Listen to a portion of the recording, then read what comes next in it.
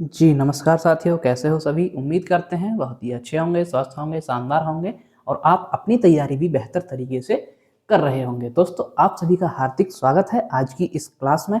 इस क्लास में हम डिस्कस करेंगे यूपी टेट से आपका जो यूपी टेट 2026 जुलाई में होना है, उसके संबंधित जो आपका हिंदी सब्जेक्ट होता है, उसके यहाँ पर हम प्रैक्टिस सेट के माध्यम से डिस्कस करेंगे। भाई ये आपके क्वेश्चन जो हैं ये प्रीवियस ईयर क्वेश्चंस हैं, कुछ एक्सपेक्टेड क्वेश्चंस हैं जो जिनकी भी आपके एग्जाम में आने की प्रबल संभावना है, तो उन सभी को यहाँ पर व्याख्या के साथ डिस्कस करते हैं। तो चलिए भी शुरू करते हैं आज की क्लास। आगे बढ़ने से पहले जो भी साथी चैनल पर पहली बार आए हों, कृपया चैनल को सब्सक्राइब कर लीजिएगा भाई। तो चलिए शुरू करते हैं आज का आपका क्वेश्चन नंबर फर्स्ट। क्या कह रहा है अभी आपका क्वेश्चन नंबर फर्स्ट? देखिए, निम्न में से कौन ऊष्म व्यंजन कौन सा है, यानी कि जो ऊष्म व्यंजन होते हैं आपके हिंदी वर्णमाला में, इनमें से ये पूछा है कि इन ऑप्शंस में से ऊष्म व्यंजन कौन सा है, ये छांटना है आपको। पहला ऑप्शन आपका ए है, बी ले, सी में या डी जय। तो देखिए, ऊष्म व्यंजन क्या होते हैं?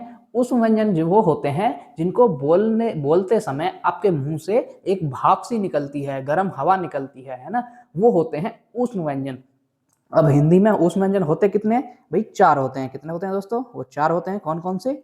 सा, एक तो तीनों सा होते हैं भाई, सा स और एक होता है आपका है। क्या भाई? स और है, ये आपके होते हैं ऊष्म व्यंजन हिंदी वर्णमाला में चार। अब देखिए, आप इनको बोलकर देख सकते हैं। बोलिए स, बोलिए स, बोलिए है, बोलिए। अब एक मुंह से एक तरह से भाप सी निकलती है, गर्म हवा निकलती है बोलते समय, तो ये होते हैं आपके ऊष्म व्यंजन। तो यहाँ पर है आपका ऑप्शन नंबर ए बिल्कुल करेक्ट हो जाएगा। ठीक है दोस्तों, चलिए आगे बढ़ेंगे अगले क्वेश्चन की तरफ। क्वेश्चन नंबर 2, इनमें से कौन व्यंजन अल्प प्राण है? अभी अल्प प्राण व्यंजन छांटना है। इनमें से अल्प प्राण व्यंजन कौन सा होगा? ऑप्शन आपका ए ख, बी थ, सी च या डी फ। तो देखिए, अल्प प्राण व्यंजन कौन से होते हैं भाई? जो आपके पांच वर्ग होते हैं हिंदी वर्णमाला में, क च ट त प, कौन कौन से होते हैं भाई? क च ट त और एक प, ये पांच वर्ग होते हैं। पांचों में पांच पांच आपके वर्ण होते हैं, व्यंजन होते हैं। ठीक है, तो ये 25 होते हैं टोटल। इनको बोलते हैं आप स्पर्श व्यंजन भी बोलते हैं। आपसे पूछ लिया जाता है कि स्पर्श व्यंजनों की संख्या कितनी है हिंदी वर्णमाला में? 25 है। ठीक है, तो इनके पांच पांच वर्ण होते हैं। तो इन वर्गों में से प्रत्येक वर्ग का पहला तीसरा वर्ण जो होता है आपका, वो होता है अल्प प्राण। कौन सा भाई? पहला और तीसरा वर्ण अल्प प्राण, बाकी दूसरा पहला तीसरा पांचवा अल्प प्राण और दूसरा और चौथा होता है आपका महाप्राण। ठीक है दोस्तों, एक तीन पांच होते हैं आपके, पहला तीसरा और पांचवा होता है आपका अल्प प्राण, दूसरा और चौथा होता है आपका महाप्राण। ठीक है, अब देखिए यहाँ पर रेस छांटना है आपको। इनमें से पहला नंबर हो, तीसरे नंबर पर हो या पांचवें नंबर पर हो, वो कौन सा वर्ण है? तो यहाँ पर है वो आपका ऑप्शन नंबर सी च। देखिए, च जो है ये आपका पहला ही वर्ण है भाई, क च ट त प है ना, ये पहला ही वर्ण है। तो च है आपका यहाँ पर अल्प प्राण। तो ऑप्शन नंबर सी यहाँ पर बिल्कुल करेक्ट है। चलिए आगे बढ़ेंगे अगले क्वेश्चन की तरफ। क्वेश्चन नंबर 3, नाविक का सही संधि विच्छेद है। नाविक का संधि विच्छेद बताना है भाई। देखिए, ऑप्शन है आपका ए नौधनविक, बी नाधनविक, सी नवधनिक या डी नैधन आविक। तो देखिए भाई, नाविक शब्द जो है इसका आपका संधि विच्छेद होगा सही, वो होगा ऑप्शन नंबर सी, क्या? नवधन एक। क्या हो जाएगा भाई? नौ पे दो की वो दो मात्रा होंगी भाई, नवधन एक। ये क्या बनेगा? नाविक। क्या बन जाएगा दोस्तों? नाविक। तो ये है आपकी यहाँ पर सही संधि विच्छेद इसका। अब आपको कमेंट में ये बताना है कि ये जो संधि विच्छेद ये नाविक है, ये नौधन एक से जो संधि विच्छेद है, इसमें कौन सी संधि है, ये आप कमेंट में बताएंगे। चलिए भी आगे बढ़ेंगे अगले क्वेश्चन की तरफ। क्वेश्चन नंबर 4, महाधन ईस का संधि रूप होगा। जो महाधन ईस यहाँ पर लिखा है, इसका संधि रूप बताना है कि इसकी संधि क्या होगी भाई। महाधन ईस तो ये संधि विच्छेद है, इसका संधि रूप बताना है। ऑप्शन ए माहिस, बी महिष, सी महेश या डी महिष। तो देखिए दोस्तों, ये महाधन ईस मिलकर के बनेगा महेश। क्या बनेगा? ये मिलकर के बनेगा महेश। तो ऑप्शन नंबर सी है यहाँ पर महेश, ये बिल्कुल सही जवाब होगा। और यहाँ पर है आपकी दीर्घ स्वर संधि। कौन सी है भाई? दीर्घ स्वर संधि। ठीक है दोस्तों, चलिए आगे बढ़ेंगे अगले क्वेश्चन की तरफ। क्वेश्चन नंबर आपका 5, सतसई किस समास का उदाहरण है? भाई जो सतसई शब्द है, इसमें आपको समास बताना है। कौन सा समास होगा? ऑप्शन आपके ए तत्पुरुष, बी कर्मधारय, सी द्वंद्व या डी द्विगु। तो देखिए भाई, सतसई जो शब्द है यहाँ पर आप देख पा रहे होंगे, सतसई यानी 700 दोहों का समूह एक उसको बोलते हैं सतसई। तो यहाँ पर संख्यावाची हो रहा है, जहां पर आपका संख्यावाची का बोध हो जिस शब्द में, वहां आपका होता है द्विगु समास। कौन सा होता है दोस्तों? वहां होता है आपका द्विगु समास। तो ऑप्शन नंबर डी यहाँ पर बिल्कुल सही जवाब है, यहाँ पर है आपका द्विगु समास। चलिए आगे बढ़ेंगे अगले क्वेश्चन की तरफ। क्वेश्चन नंबर है आपका 6, यथासंभव में कौन सा समास है? अब यथासंभव में समास बताना है आपको, कौन सा होगा? ऑप्शन ए अव्ययभाव समास, बी कर्मधारय, सी तत्पुरुष या डी द्विगु समास। तो देखिए भाई, जो आपका यहाँ पर शब्द लिखा है यथासंभव, अब इसको तोड़ेंगे पहले। तो यथासंभव क्या हो जाएगा? यथा प्लस संभव, है ना, यथा प्लस संभव होगा। अब यथा जो है यहाँ पर ये क्या है? उपसर्ग। क्या है भैया?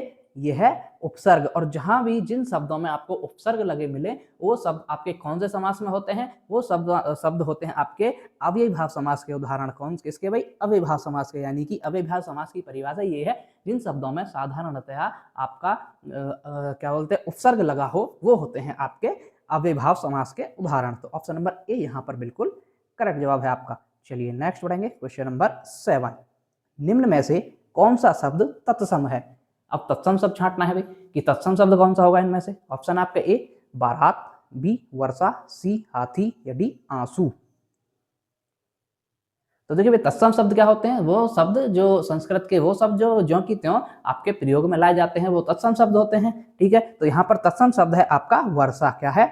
वर्षा। जो वर्षा शब्द है ये आपका यहाँ पर तत्सम शब्द है, जबकि बारात, हाथी और आंसू ये आपके तद्भव शब्द हो जाते हैं। ठीक है, आगे बढ़ेंगे अगले क्वेश्चन की तरफ। क्वेश्चन नंबर यहाँ पर बी सही था ऑप्शन। चलिए नेक्स्ट क्वेश्चन नंबर 8, रेलगाड़ी शब्द है। अब देखिए, ये बहुत इंपॉर्टेंट क्वेश्चन है, बहुत बार पूछा गया, कई एग्जाम में पूछा है कि रेलगाड़ी जो शब्द है ये किस प्रकार का शब्द है। ऑप्शन आपका ए तद्भव, बी विदेशी, सी देशज या डी संकर।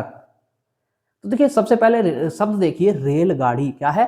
रेलगाड़ी। अब रेलगाड़ी क्या है? ये दो शब्दों से मिलकर बना है। एक तो आपका रेल और गाड़ी, है ना, रेल और गाड़ी। तो देखिए, रेल जो शब्द है ये है आपका अंग्रेजी भाषा का। कौन किसका भाई? ये अंग्रेजी भाषा का है।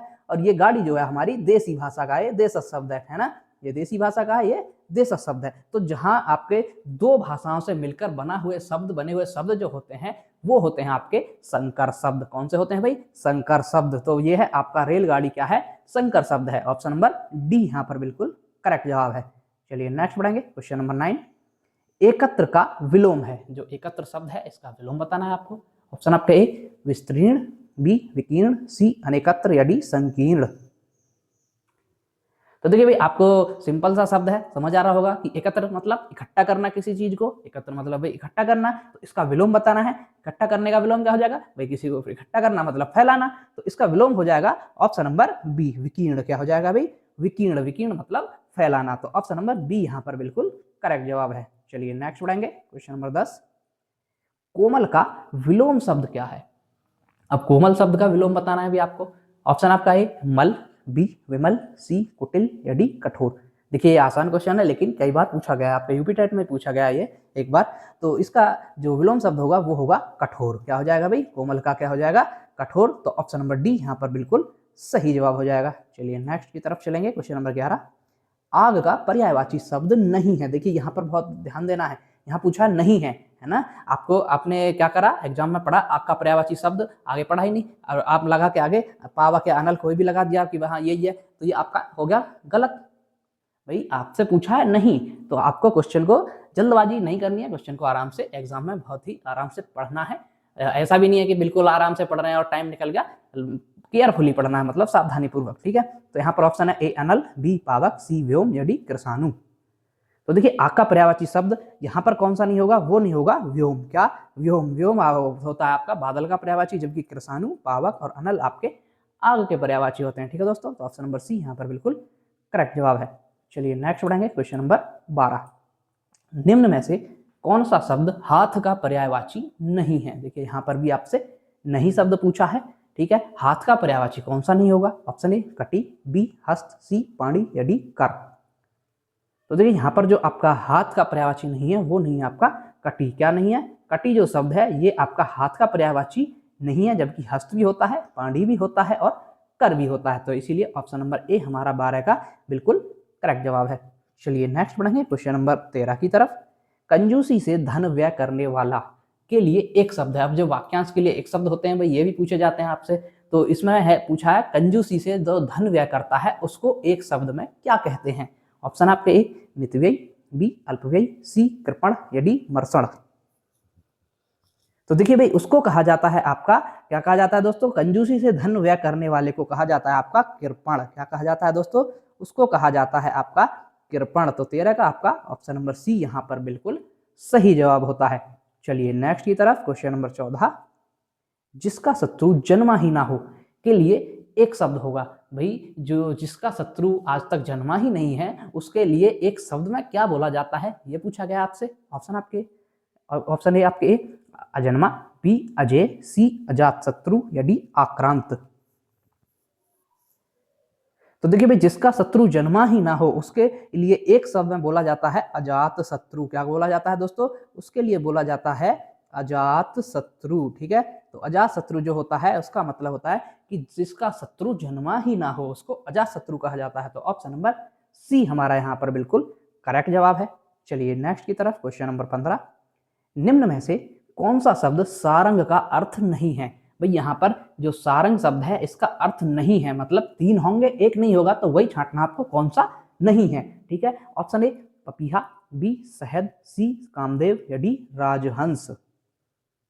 तो देखिए भाई जो सारंग शब्द है उसका अर्थ पपीहा भी होता है, कामदेव भी होता है, राजहंस भी होता है, जबकि जो शहद शब्द है ये सारंग का अर्थ नहीं देता है। तो यहाँ पर ऑप्शन नंबर बी जो हमारा है बिल्कुल सही जवाब होगा, क्योंकि हमसे नहीं पूछा है तो शहद जो है वो सारंग का अर्थ नहीं देता है। इसमें ऑप्शन नंबर बी बिल्कुल करेक्ट है।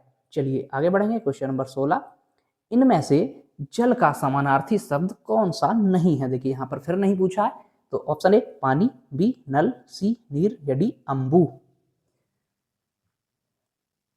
तो देखिए भाई जो जल होता है, जल का समानार्थी शब्द कौन सा नहीं है इनमें से। देखिए पानी बिल्कुल होता है, जल का समानार्थी होता है, नीर जल का होता है, अंबू भी होता है, जबकि नल जो है भाई नल जल का समानार्थी थोड़ी होता है। नल से तो जल निकलता है केवल, उस है ना, वो तो एक माध्यम है उससे निकलने का, पानी निकलने का, जल निकलने का। लेकिन नल पानी का समानार्थी, जल का समानार्थी नहीं होता है। तो ऑप्शन नंबर बी हमारा यहाँ पर बिल्कुल करेक्ट जवाब हो जाएगा। ठीक है दोस्तों, चलिए भाई नेक्स्ट बढ़ाएंगे क्वेश्चन नंबर 17 की तरफ।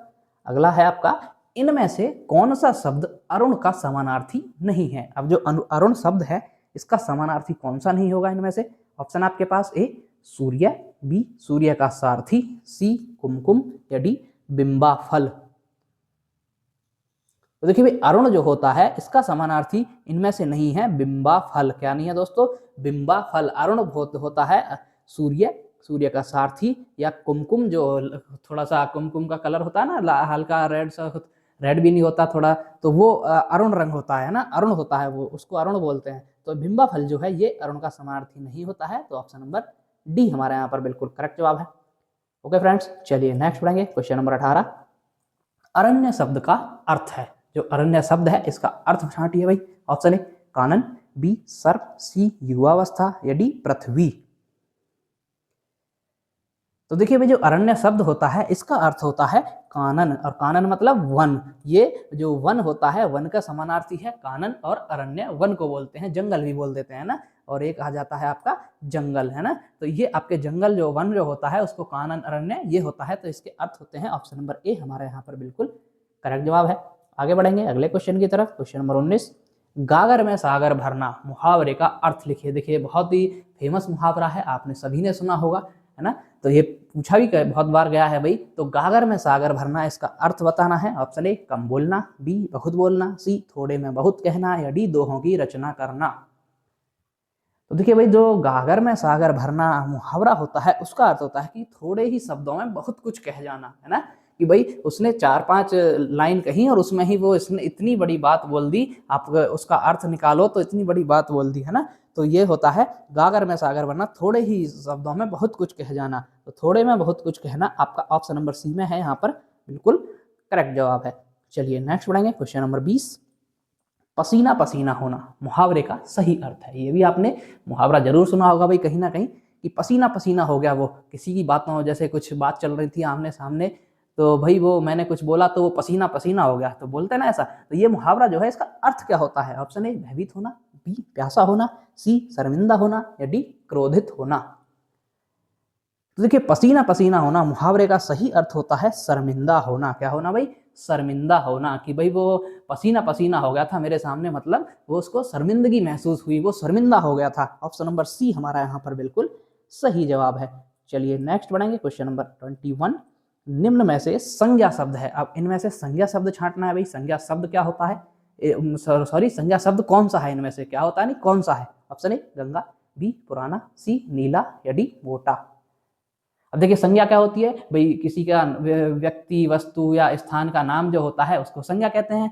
तो यहाँ पर क्या है? गंगा। जो गंगा शब्द है ये आपका संज्ञा शब्द है, क्योंकि गंगा केवल एक ही है, दूसरी नहीं है। ठीक है, तो ऑप्शन नंबर ए हमारा यहाँ पर बिल्कुल करेक्ट जवाब है। चलिए नेक्स्ट बढ़ेंगे, क्वेश्चन नंबर 22।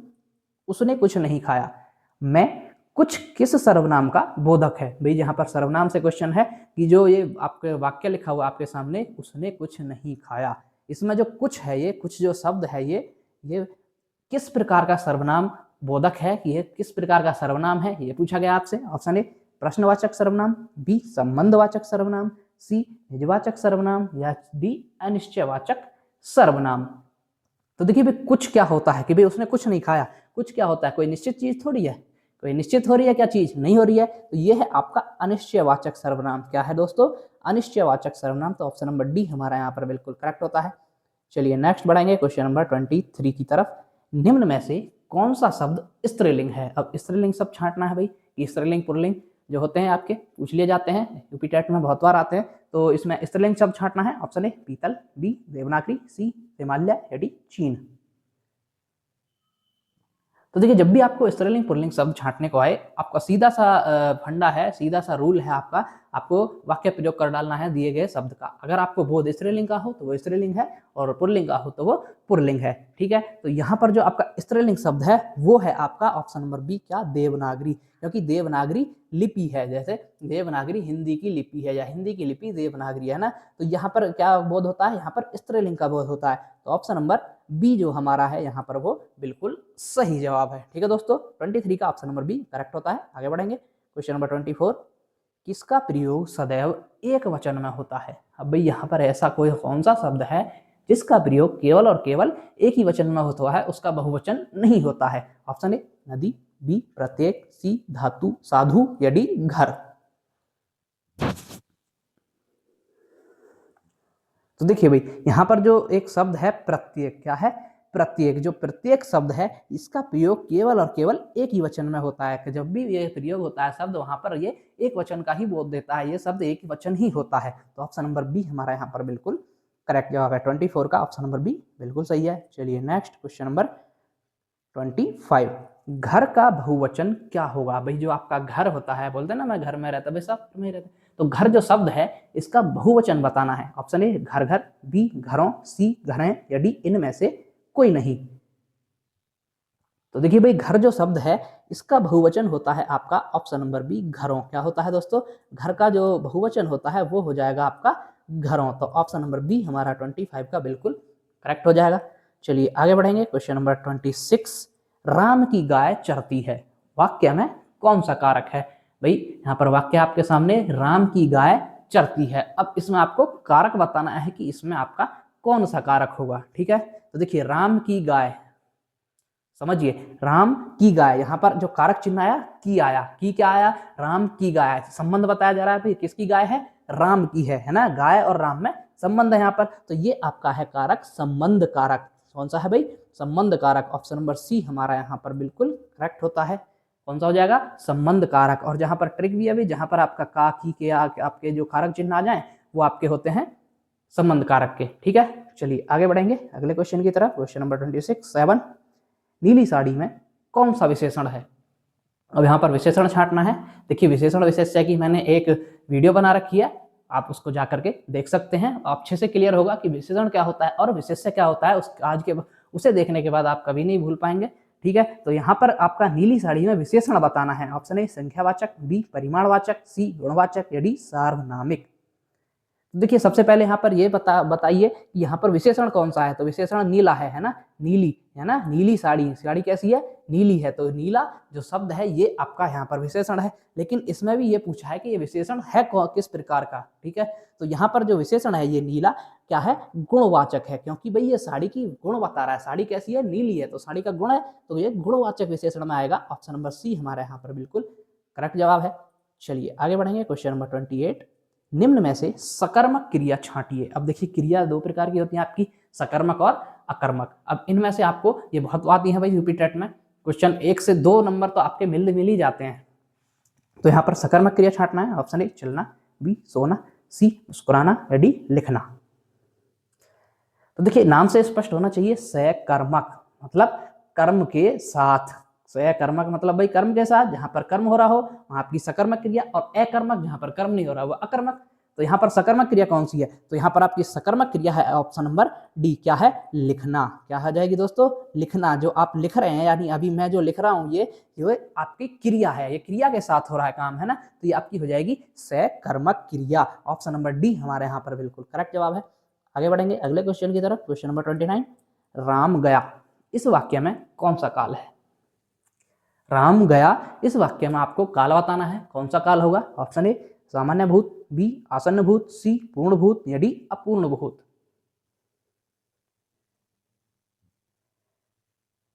तो देखिए भाई यहाँ पर वाक्य है आपका राम गया, है ना, राम गया, तो ये आपका सामान्य भूत में जाएगा, क्योंकि अभी गया है, थोड़ी देर हुई है। जैसे बोलते हैं ना, अरे वो राम कहाँ गया, राम गया, राम तो चला गया, है ना। तो ऑप्शन नंबर ए सामान्य भूतकाल में हो जाएगा ये, ऑप्शन नंबर ए यहाँ पर बिल्कुल आपका सही जवाब है।